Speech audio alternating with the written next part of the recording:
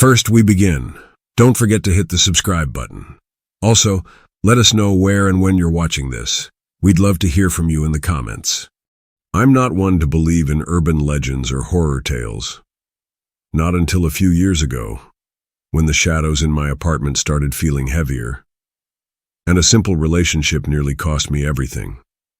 I was living by myself in Fort Collins, Colorado, just 24, carving out a quiet life. Alyssa, she walked into it out of nowhere.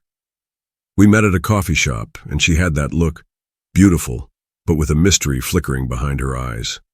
Nights out, hikes, laughing under open skies. It was all perfect at first, until it wasn't. Alyssa kept her past sealed tight. No stories about her family, no mention of friends. Whenever I tried, she would shrug, deflect, change the subject. I brushed it off, maybe wounds she wasn't ready to bear. I told myself to respect that wall, until little things started gnawing at me. It began with her staring, those long, unblinking looks when she thought I wouldn't notice. Her eyes felt wrong, not loving, not playful, like she was calculating something I couldn't see. Then she started showing up unannounced. Her car, headlights off, just sitting outside my building after midnight. Sometimes I'd wake in the dead of night and catch her shadow from behind the curtains. She'd always say it was a surprise. I never found them cute. Each surprise pressed more ice into my veins. One night, the clock glowed 3 a.m. I couldn't sleep.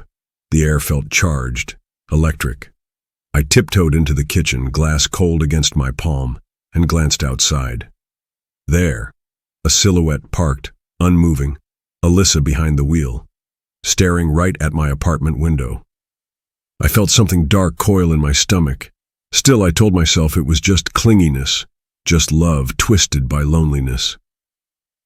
The next day, I tried talking boundaries. Alyssa laughed, brushing it off, her eyes dancing in a way that erased any comfort. Deep down, I started to wonder what I'd gotten myself into. Then it escalated. A week later, I came home from work and she was sitting on the stairs. Her hands trembled, words clipped with urgency. "Come with me, now." No explanation, just demands, eyes darting off, her posture vibrating with edginess. My heart hammered. I told her no, I needed answers. Her face twisted from panic into a quiet, chilling rage. No more words, just her storming off, tires screeching in the silence. Hours later, my phone buzzed, a text from a number I'd never seen. "Stay away from Alyssa. She's not who you think." I fired back, desperate for a reply. Nothing. Anxiety turned physical. A knot gripped my chest, leaving me sleepless. Late that night, footsteps scratched at my door. I froze, every sense dialed up to burning. The knob rattled, someone testing it, finding it locked. Then silence, and disappearing footsteps into the darkness. Peeking through the blinds, I saw Alyssa retreating down the street, two shadowy figures waiting in a parked car. Ice in my veins. That morning, the fear drove me. I dug through Alyssa's past, old photos, archived posts, news articles. There, buried in a years-old Nebraska crime report, her face, different hairstyle, different name. Leah. She'd been arrested in connection to a kidnapping ring, luring victims with friendly faces. Charges dropped. Now she was in Colorado, spinning the same web, and I was almost snared. I called the police. Details, files, every shred I had. They said they'd investigate. Meanwhile, lock your doors, stay alert, don't make contact. For a few days, I was a prisoner in my own home. Windows watched, sleep denied. Days later, another message slid in. "You shouldn't have talked to the police. Big mistake." That was it. I threw clothes in a bag, drove to a friend's place in Loveland. Even then, fear stalked me. Every headlight outside became a warning. I never saw Alyssa again. Months passed before the news hit. The police caught a group tied to a kidnapping attempt. Her mugshot, new aliases, and something that made my blood freeze. They'd found lists of targets. My name, my address. I was meant to disappear. I packed up and left Colorado for good. Even now, in a small Idaho town, the terror lingers in ordinary places. Locks double-checked, eyes sharp for danger. Because haunting isn't just in nightmares, it's the knowledge that for some you're never just a person. You're prey. And sometimes you get away by pure luck.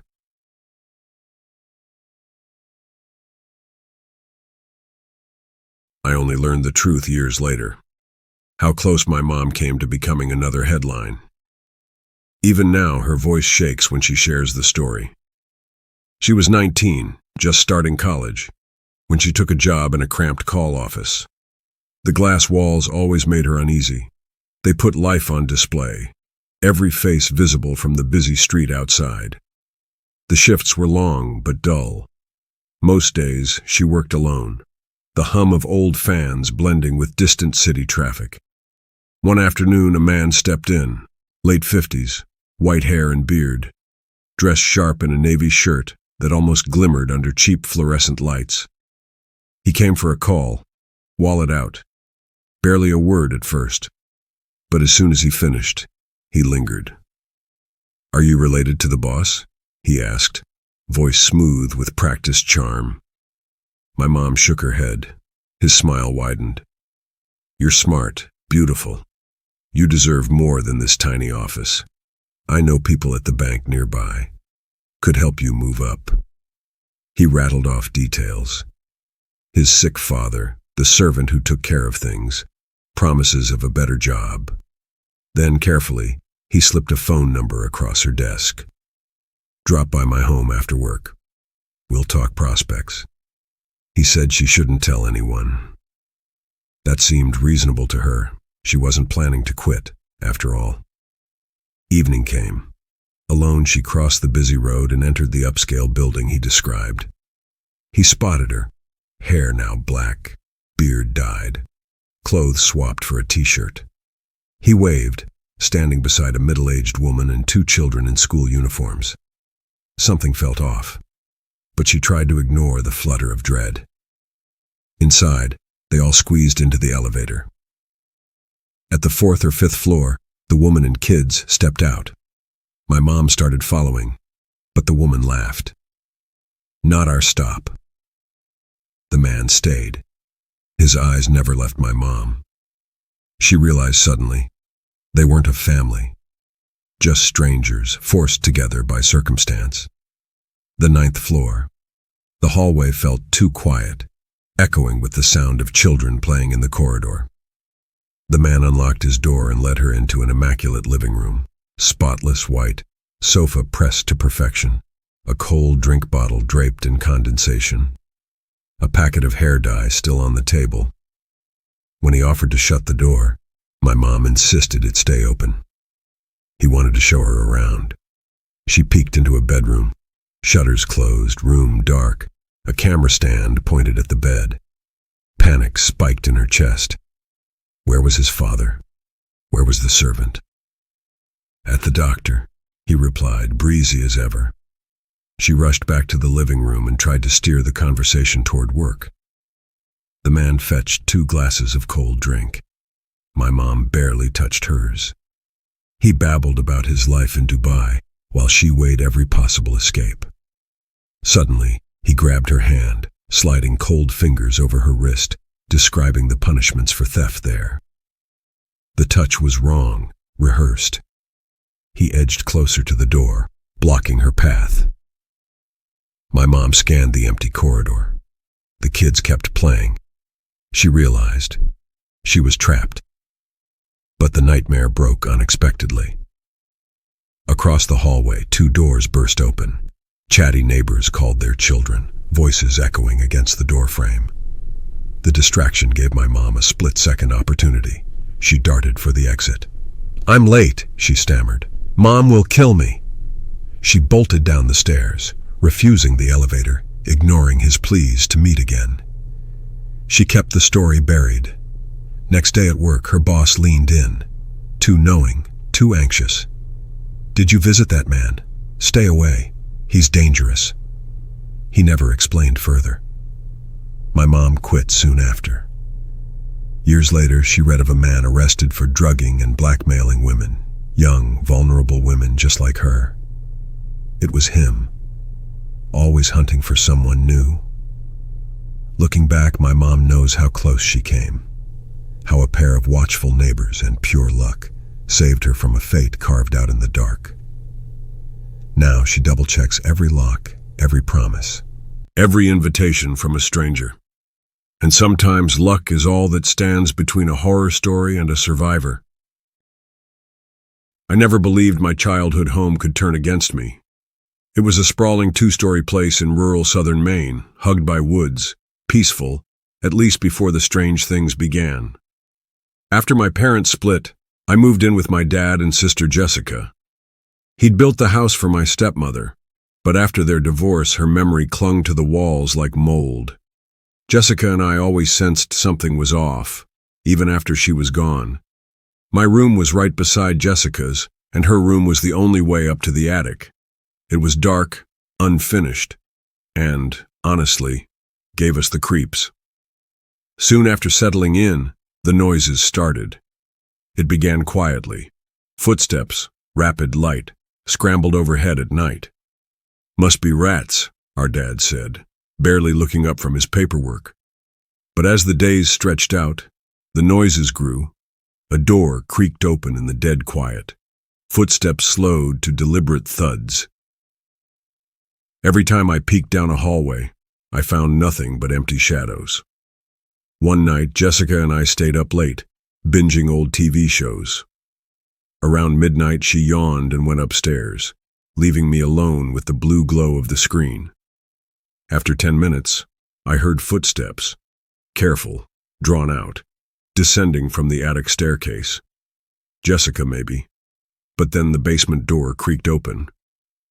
I stepped into the hallway and called into the dark. Silence. Flicking the basement light revealed nothing but empty, dusty steps. Unease chewed at me. I shut the door tight and marched up to my room, shoving my own tricky door closed and locking it behind me. At 1 a.m., I jolted awake. Noise, urgent and hurried, shot past my room, slamming Jessica's door. My heart hammered. The footsteps darted back toward my room. Suddenly, a violent crash shook my door, rattling it like someone wanted in. I froze, desperate and breathless. The steps pounded away to Jessica's, then up, toward the attic. Across the ceiling, footsteps scuttled from the attic toward the window overlooking the porch roof. Then, a heavy, sickening thud, as if something had leapt from the attic outside. I rushed to slam my window shut, scanning the yard for anyone or anything under the moon's pale light. Nothing. Jessica appeared, voice shaky, asking if I'd pranked her. "No, did you?" She was as pale as I was, eyes wide. She said the banging woke her, doors flung open, footsteps everywhere. Fear kept us rooted for hours, waiting for the sun like trapped animals. Our dad brushed it off. Rats, squirrels, old wood settling. We didn't buy it. Jessica and I locked every door, especially to the attic. Every night after, we slept with windows closed, too afraid to let the dark back in. The weird activity faded, but never fully vanished. We often felt watched when home alone. A tension hung in the air after sunset. A year later, Dad announced he'd sell the house. We packed fast. Our new place was smaller, closer to town, and, most importantly, quiet. The shift was instant. No footsteps, no creaking doors at night. Sleep returned, but the fear never left entirely. Years later, curiosity got the best of me, and I asked one of our old neighbors about the land. She hesitated, whispering that it once belonged to a troubled woman. Said her ghost never left the woods. Local legend, Dad said. But after all I'd heard, all I'd felt, I wondered if she ever really did. A few years ago, my husband and I went to my cousin's wedding. It was one of those rare family gatherings where everyone was going to be in the same place at the same time. Normally, we hardly all get together, so we were excited. The wedding was 3 hours from where we live. Because of that, everyone had to book hotel rooms. My parents, my sister, and my brother easily found rooms in a nice hotel near the venue. They got in early and snagged good deals. But when my husband and I tried to book, the place was full. No rooms left. We were disappointed but found a charming bed and breakfast about a mile down the road, an old stone farmhouse with a lovely garden. The elderly couple who owned it were warm and welcoming, which helped us settle in. That evening, after the wedding celebrations, we joined the family for drinks at the hotel bar. The room was warm, buzzing with laughter and chatter, and my dad was in his element buying round after round. We probably stayed longer than we should have. Around 11 p.m., we decided to head back to our BB. The walk started easy enough. We held hands and talked, still glowing from the night's joy. The road narrowed as we left the hotel behind, turning into a lonely country lane. This lane was strange. Both sides were lined by towering hedges, dense, dark, and nearly 8 feet tall. They stretched up like walls, the thick branches twisting together overhead, shrouding the path in near total darkness. Our feet crunched on the gravel. The night air was cool against our skin, and the only sound besides our breathing was the occasional call of a distant owl. Then we heard it, a rustling, right beside us. A soft, insistent rustle coming from the hedge at our side. At first we laughed it off, probably a fox or some small animal making its way through the leaves. But as we kept walking, the rustling followed. It moved, alongside us. We quickened our pace. The noise quickened. We started to panic. I could feel it then. Something was following us. Something unseen, just out of sight, moving with us in the dark. My heart thudded against my ribs. My husband's grip tightened on my hand. We broke into a run, legs pounding, breath ragged. The noise behind us sped up, echoing every frantic step. My mind screamed, "Get to the farmhouse. Get inside. Now." We finally burst through that old wooden door, key in hand, hands shaking. The elderly couple had given us a large, ancient-looking key earlier that evening, telling us to let ourselves in quietly when we returned. Simple instructions. Except my fingers fumbled. I couldn't find the keyhole. My hands trembled like they were made of jelly. I was constantly turning to look down the lane, convinced something was behind us. My husband was pressed close to me, trying to shield me from the shadows we both feared. Eventually, the door clicked open, and we practically collapsed inside. But relief was short-lived. As soon as we crossed the threshold, this massive collie dog exploded into a frenzy. It barked and growled, pacing in tight circles, teeth bared, eyes wild. We tried calming it down, whispering, petting, anything to soothe the beast, but the dog wouldn't stop. Its frantic barking echoed through the house, probably waking the owners and the neighbors. We felt terrible. We never did find out what had been making the noise along the hedge. The next day, no one else seemed to hear anything that night. Looking back, it could have been just an animal, a cow maybe, or a fox running alongside the bushes. But in that moment, trapped in the dark, breath ragged, heart hammering, you don't think logically. We thought something was hunting us through the night, something waiting in the shadows for us to slip away alone. And even now, the memory of those hedges closing in on us still sends a chill down my spine. The Intruder at the Morales House, Story 8. I took the babysitting job to help pay off my student loans, nothing fancy. But one night at the Morales house in Denver, everything changed, and the safety I thought I had crumbled. Mr. Morales was a hard-working single dad. His wife had died in a crash a year earlier, and he was doing his best raising their daughter Bella on his own. Bella, just 4 years old, was bright with a big smile and a mountain of stuffed animals she hugged like lifelines. That night, Jonathan rushed out around 6, apologizing that he'd be late, likely past midnight. I promised him Bella would be safe. We did our usual, coloring, building blocks, and watching a little TV. Bella was clingy that night, more than usual. Maybe she missed her dad, or maybe something was wrong. After her bath, I tucked Bella into bed under the ceiling, scattered with glow-in-the-dark stars. About 30 minutes later, Bella's small voice called from upstairs. She stood by the window, pointing at the glass, voice trembling.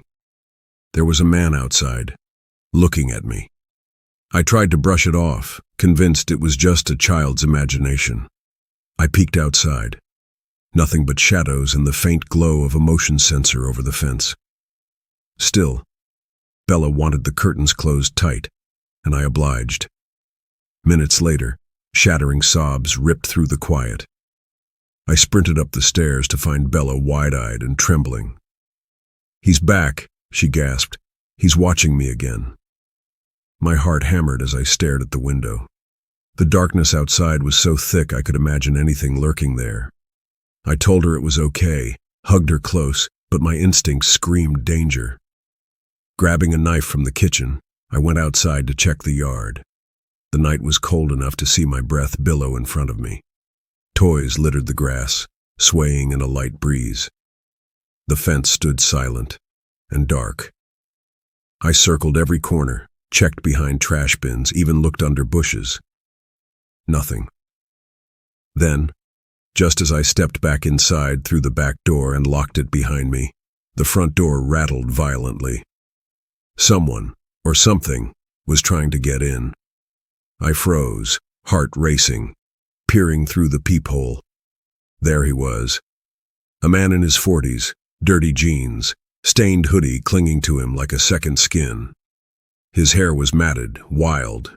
His eyes locked on the door, burning with a frantic desperation. He banged again, rattling the frame. Bella's shaky breathing echoed upstairs, blending with my own terror. I yelled through the door, warning him I was calling the police. The banging stopped for a moment, then the handle rattled. I scrambled to my phone, voice barely steady as I dialed 911. Minutes later felt like hours before flashing blue lights cut through the dark. Officers arrived and found the man hiding under thick bushes near the fence, eyes glazed and mumbling. They cuffed him while I held Bella close, relief flooding in but never fully washing away the fear. Later, police told me he'd escaped from a mental health facility nearby, known to be dangerous but unarmed. How he ended up in our quiet neighborhood, no one knew. I still see that wild, desperate face in my nightmares. Sometimes when the branches scratch windows or footsteps echo outside, I wonder what could have happened if those flashing lights hadn't come when they did. The farmhouse that hated outsiders. I don't talk about this often, mostly because people don't believe me. But when I look back at what happened, when I really let myself remember, it still makes my stomach turn. My family has owned a plot of farmland for generations. No one remembers exactly when. It goes back so far the records disappeared long before I was born. But what I do know is that sitting at the edge of that land is a house older than any of us. Falling apart now, but still sitting there, watching. When I was a kid, my mother would tell me strange stories about the place. Apparently, back in the late 1800s, families from the area would carry their dead relatives there. They didn't have funeral homes back then, so they dressed those bodies in their Sunday best and, this part always made my skin crawl, posed them for photographs with the living. Imagine a grieving family standing shoulder to shoulder with someone rotting. Mom swore to me it was real, that her own grandmother had told her. I thought she was trying to scare me, but I should have listened. That house already had a reputation when I came around. Haunted, cursed, pick whichever word you want. The townsfolk never let the stories die. My mother's aunt used to tell us about her grandmother in the 1940s, how she would stand in the kitchen at dusk and hold conversations with someone who wasn't there, just stirring the pot, laughing, nodding, talking to thin air. And if anyone walked in, silence. Like whoever she was speaking to didn't want to be seen. I thought it was family folklore. Nothing but smoke and shadows. Until one year, we all learned the truth. It was my Uncle Dave who set everything in motion. He's the type who doesn't take ghost stories seriously. The kind of guy who mocks anything supernatural. So one day, he marched into that house to prove us all wrong. When he came back, his face was pale, his hands shaking. He showed us his phone, a photo he took in the kitchen, and in the corner of that old dim room there was something. A figure. Dark, blurry, but still the outline of a person standing there in the shadows. At first I thought maybe it was a trick of the light, but the longer you looked, the more definite it became. Someone was there. Someone who was not my uncle. Months passed, and we tried to laugh it off. But when the holidays rolled around, the whole family headed back to the farm as we always did. That photo came up quick in conversation, and curiosity got the best of us. 7 of us decided to visit the house together. We went armed with my dad's prized camera. A professional, expensive one, not a phone. If there was something there, his lens would capture it. So we stood in that kitchen, staring at the corner from the photo. Dad raises the camera. Click. Nothing. The shutter jammed. No sound. No image. Dead. He tried again, and again. Static silence. Dad frowned, stepped outside the house, tried snapping a picture of the porch. Perfect, crisp, clear photo. Back inside. Dead again. As if the house itself refused to let us capture what lived within it. That's when my aunt screamed. She whipped around, clutching her arm, glaring at her daughter. "Why did you scratch me?" she snapped. But her daughter, my cousin, looked stunned. "I didn't touch you." She hadn't. She was standing on the other side of the room. We all crowded around my aunt, and there it was. A long, raw scratch carved down her forearm. Flesh raised, red, livid, fresh. That silenced the room. We hadn't had time to process what just branded itself onto her arm before another sound ripped through the house. A crash, violent, explosive, from the living room. We bolted to the doorway. There, in the middle of the floor, lay an old vacuum cleaner. It had been standing upright in the corner when we walked in. Now it was toppled over, shattered in pieces. No one had been anywhere near it. The entire family was on the porch when it fell. We tried to explain it away. Old floors, the wind. But the air in that moment felt charged, like the house was breathing, awake. Still, curiosity outweighed fear.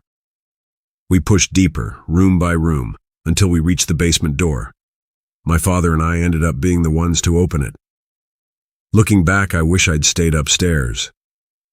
The steps moaned under our weight as we descended into the dark. The air down there was different, wet, thick, stale, like the breath of someone who hadn't spoken in years.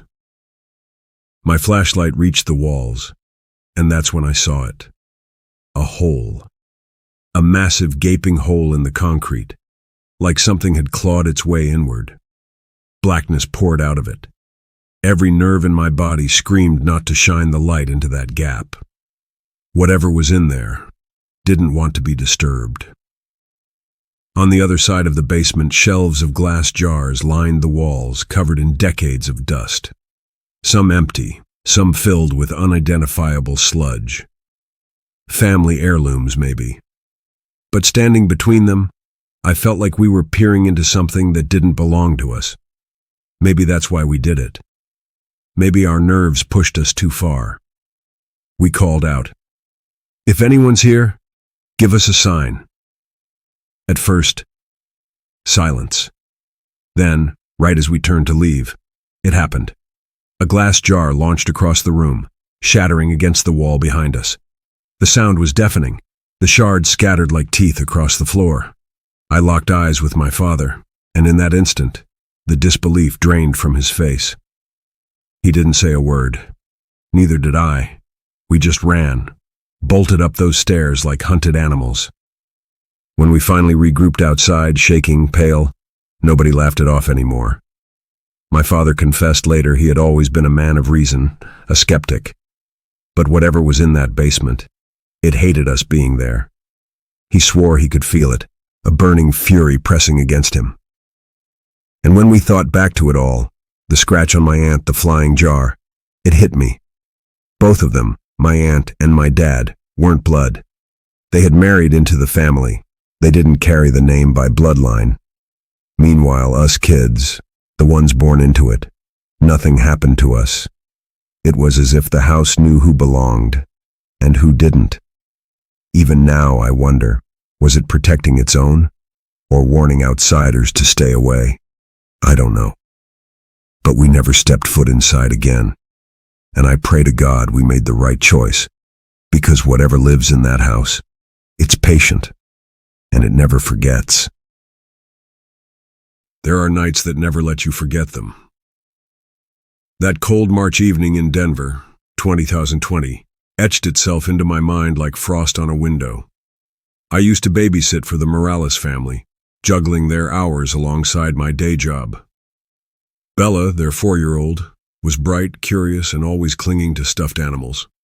Her dad, Jonathan, was a single father, good guy, pushed too hard by work after losing his wife. That night he sped out the door, apologizing as always. The house went quiet, just Bella and me in the warm glow of the living room. We colored, read stories, and I walked her upstairs where glow-in-the-dark stars dotted the ceiling above her bed. She clung to me, more than usual, but I figured she just missed her dad.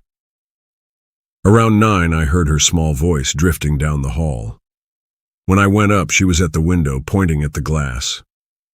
"There was a man outside," she whispered, trembling. I tried to reassure her. A child's mind, right? Still, when I looked out into the backyard, the motion sensor light flickered weakly, barely illuminating the fence. Nothing moved, but unease started gnawing at me. I locked the doors, tried to settle my nerves. But minutes later, Bella's frantic sobs sent me running. "He's back. He's looking at me." My pulse spiked. The curtains were drawn, but a sliver of yard was visible, a darkness too deep, too still. Pretending calm for her sake, I tucked her in, doubled back, knife in hand, ready to sweep the perimeter. Outside, the cold bit at my skin. Toys scattered in the fading grass. The light picked out nothing but eerie silhouettes. I circled the house. Windows, driveway, trash bins, all clear.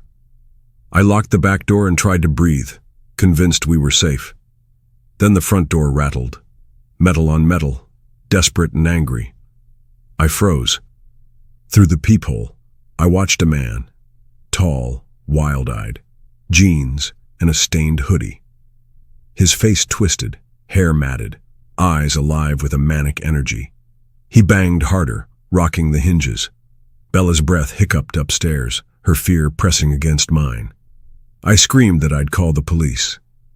His banging stopped, but then the handle thudded, as if he'd try to break in. My hands shook so badly, I could barely dial 911.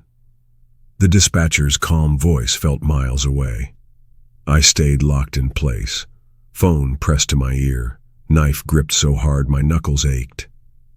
Flashing police lights cut through the darkness with almost supernatural relief. The officers spread out. One found the man curled under a thicket by the fence, eyes darting desperately. They cuffed him, his mumbles echoing in the night. Afterward, an officer broke the news. The intruder had escaped from a mental health facility nearby, known for unpredictable, sometimes dangerous behavior. I wrapped Bella in my arms as her father swept her up, both of us grateful it was over. But even now, the image of that face, half lit by moonlight, desperate and unhinged, clings to me whenever a branch taps the window or footsteps echo in the yard. Sometimes the scariest part is wondering why you were chosen and realizing horror doesn't care about answers. Abandoned School Nightmare, Story 5. Some places whisper warnings before you even step inside. Roosevelt Elementary, a shadow on the edge of Maplewood, Pennsylvania, was one of those places. Ben and I, co-hosts for our Urban Explorers channel, had grown used to abandoned buildings, rusted factories, empty houses, ghostly echo chambers that thrilled us and freaked out our viewers. But this old school felt different the minute we parked on a deserted side street, November wind tugging at our jackets. A hole in the fence welcomed us, barbed wire bent just enough. We hesitated, hearts thumping, before squeezing through. The entrance was a mess, boarded up, but a slab hung loose. Inside, the air was thick with mold, old chalk dust, and rotting wood. Sunlight slanted through busted windows. My flashlight barely pierced the gloom. Our boots crunched glass and debris. Lockers lined the corridor, bent and rusted, some gaping open to reveal bits of forgotten childhood. Crumpled papers, moldy shoes. I shivered, tracing a chipped mural where smiling cartoon faces were overtaken by black stains. History blurred with something darker. We ventured deeper, filming everything, narrating for the restless audience at home. In the main office, Ben rummaged through broken monitors and chaotic paperwork, finding crumpled rosters from the 90s, a weird personal artifact that somehow made the space even eerier. A sudden thud made us freeze. It echoed down the hallway, not a draft, but intention. Ben swung the camera toward the sound. Nothing but oppressive blackness. We should have left, but adrenaline and curiosity fought reason. Step by step we crept down the dark corridor, flashlight beams jittering against flaking wallpaper. Another noise, a slow scrape against the floorboards. My stomach twisted. At the end of the hall, a faint glow flickered from one classroom. We paused at the door. A man stood inside, caught in the weak light of a battered lantern, clothes filthy, hair wild, posture unnaturally still. When Ben cleared his throat, the man twisted around. His eyes were wide, glassy, as if he saw something invisible. His grin was jagged, wrong. He stepped toward us, slow but relentless. Fear scrambled my thoughts. We bolted, flashlights dancing chaotically as footsteps chased us, echoing with purpose. We scrambled out the broken door, bleeding on the wire fence in our frenzy, sprinting until our lungs burned. Safely in the car, I couldn't stop shaking. Ben watched the school. I refused to look back. Survival instinct, I guess. The footage we managed to salvage was ghostly, blurred panic and fragments of the man's silhouette. We posted only part of it. Viewers labeled the place a cursed building. Weeks later, the town sealed the school for good. Soon after, bulldozers erased it from the earth. But its memory, that still haunts me. Some nightmares bury themselves deeper the more you try to forget. Saturday nights with the guys were supposed to be easy, just good laughs, music, and forgetting the world for a while. But one night, I learned how quickly a routine can unravel, leaving you stranded in fear. It was a chilly February evening, close enough to late that the night seemed stretched thin. I'd spent the day at my grandparents' nearby, warm and safe. But driving home, the shadows started to grow longer. After a quick shower, slipping into sharp clothes, I geared up to meet my friends at the nightclub. The usual spot, the same familiar faces. But inside, the music throbbed louder than usual, and something felt off beneath the bass rhythms. My gut tightened. Maybe it was the way a stranger's eyes kept locking with mine, cold and unreadable in the strobe lights. The party blurred, and I told myself to shake it off. But just outside, my car waited in the dark, alone. When I finally stepped out, The cold night air slammed into me, but there was something else. A silence too thick stretching around the streetlights. I reached my car and paused. There, just beyond the dim pool of light, something moved, shadows bending, a figure stepping out of step with the night. Heart pounding, I locked the door quickly, but a sudden noise behind made me whirl. A man was there, rough, his clothing torn, eyes empty yet burning. He moved closer, slow and deliberate. My breath caught. Words failed me as the space between us shrank. I fumbled for my phone, chest tight, palms sweaty. The man edged forward, hands twitching like a predator's before a strike. Suddenly, headlights blazed through the street, and he recoiled, vanishing back into the darkness like a ghost forced away. I drove straight home that night, hands clenched on the wheel. The image of those wild eyes, the tension hanging thick like fog, it never left me. Saturday nights were supposed to be for fun, but sometimes they become a fight for survival you never saw coming. When I first moved in with my dad and sister after my parents' divorce, I thought maybe the worst was behind us. The house was big, nestled in the woods of southern Maine, surrounded by thick trees and silence, which should have been peaceful. But peace was the last thing that settled in those walls. The house had belonged to my stepmother before my dad left her. She was a bitter woman, a storm always lurking just beneath her smile. After the divorce, Jessica and I hoped the place would feel different without her presence, but it didn't.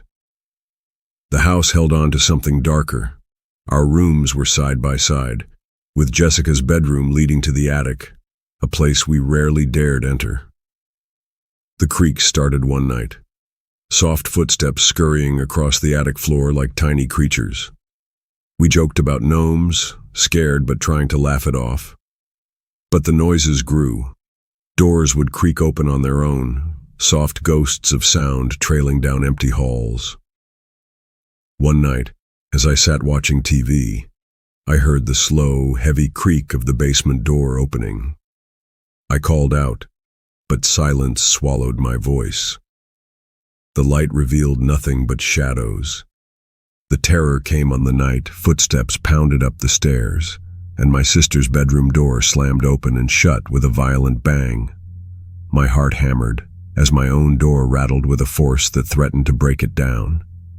The footsteps raced from my room back to Jessica's, then the attic, where the sound of hurried steps pounded like frantic whispers just above our heads.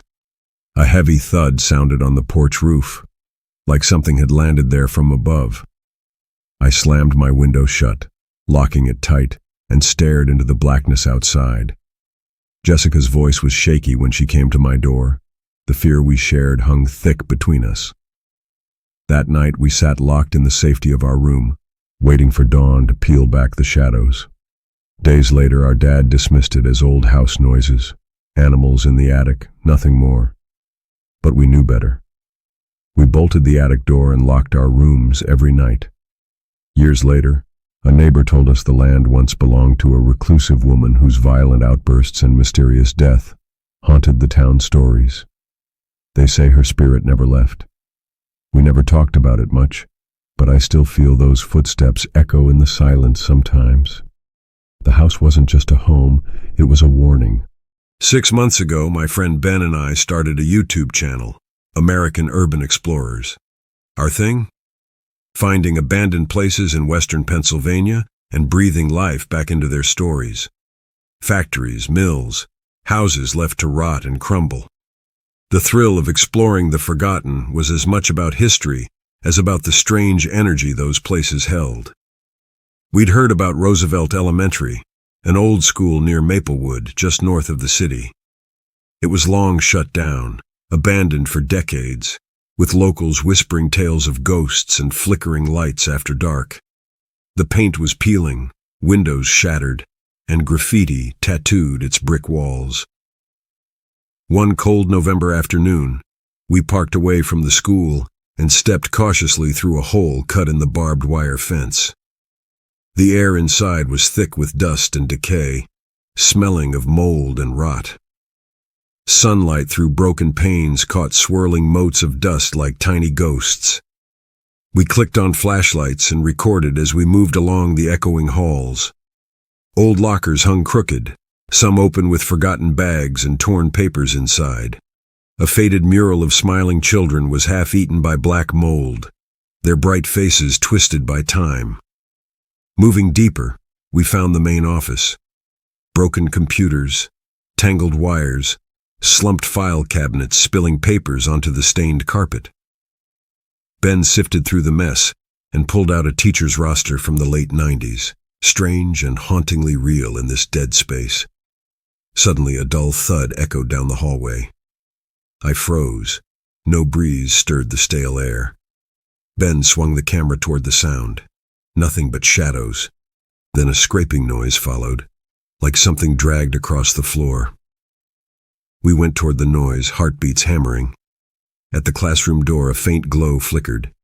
Inside stood a man. Dirty clothes, matted hair, hunched shoulders. His back was to us and his stillness felt unnatural, as if he weren't quite there. Ben cleared his throat softly.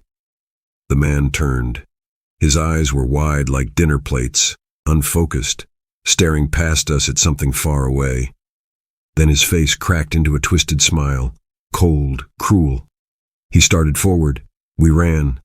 Flashlights bounced wildly off peeling walls as we fled, footsteps slapping behind us in relentless pursuit. Bursting through the broken door, we tumbled through the fence gap, bleeding and shaking but alive. Back in the car, I refused to look back. The footage was shaky, vague, a blur of fear and shadows. But enough. Our video went viral, warning others away. The town finally boarded up the school and soon after tore it down. But sometimes, in the quiet, I still hear that scraping noise echoing in my mind. The ghost of Roosevelt Elementary never really left. I was about 6 or 7 when it started. I had my own room at the far end of the house, the old farmhouse my family had lived in for as long as I could remember. It was a big place, creaking and groaning under memories and secrets, and I was a kid with a wild imagination that often got me tangled in worries. That room should have been a sanctuary, but it became something else entirely. One night, I woke up suddenly. You know that feeling? Eyes snapping open, heart pounding, like something woke you. That night was like that, but something else was there. As my eyes adjusted, I saw him. A man, just standing in the corner of my room. Not moving, not saying a word. Just a dark figure, like a shadow pulled tight into human shape. He didn't blink. He didn't breathe. But I could feel him watching. Frozen with fear, I scrambled out of bed. The wooden floor was cold beneath my bare feet. I ran, screaming for my parents down the hallway. Their door opened. Their sleepy faces blinked at me in shock. Dad grabbed a flashlight and we all went back to my room. Nothing was there. Mom checked my forehead. No fever. Dad kept asking me what I saw. They chalked it up to nightmares, but I knew better. The next night, same thing. I woke up again, but this time, he wasn't in the corner. He stood outside my window, just outside the frosted glass, staring in at me. I could see the outline of his broad shoulders, the way he stood still as stone. I ran again, screaming for my parents. Again, nobody was there. For 2 long weeks, it kept happening. Inside my room, outside my window. Sometimes I could barely breathe when I saw him, standing between me and the door, blocking my escape. I wasn't just afraid, I was trapped. My parents grew tired of my midnight calls. They told me it was just a dream replaying in my mind. But the terror lived in my bones. It was real. Then one night, everything changed. I woke up, heart pounding, chest tight. He wasn't in the corner or by the window. This time, he stood, right there, just beside my bed. His dark figure loomed between me and the door. I couldn't move, couldn't breathe. We just stared at each other.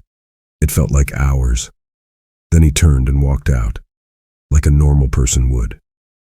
I finally gathered the courage to jump out of bed and run after him, straight to my parents' room. By now, they were exhausted. Dad walked back with me, flashlight in hand, showing me that there was no one there. "It's just a dream, honey," he said softly. But it wasn't. Because then we saw it. The proof. Muddy footprints, big, heavy, muddy boot prints, impressed deep into the floorboards, right there in my bedroom. They weren't fake. They weren't in my dreams. We had no idea who it could be. Later, my dad found out something chilling. My aunt's ex-husband, the man who had owned that house before us, had recently been released from a mental hospital. He thought the farmhouse was still his home, and no one in the family had bothered to change the locks. He had the key. He had been slipping in every night. Every single night. My aunt's ex was a Vietnam War veteran. He'd been a prisoner of war, and what he'd endured, it broke him. Broken in ways no one understood. I don't think he meant to hurt me, though. I think he was just lost, confused, haunted, still trapped in a past that didn't belong to him anymore. That man, who walked silently past my bed, wasn't some ghost or spirit. He was a scared, broken human being. But in those nights trapped with him, I saw something darker in that house. The way it felt waiting for me to wake up again. Like the house itself was watching. Waiting.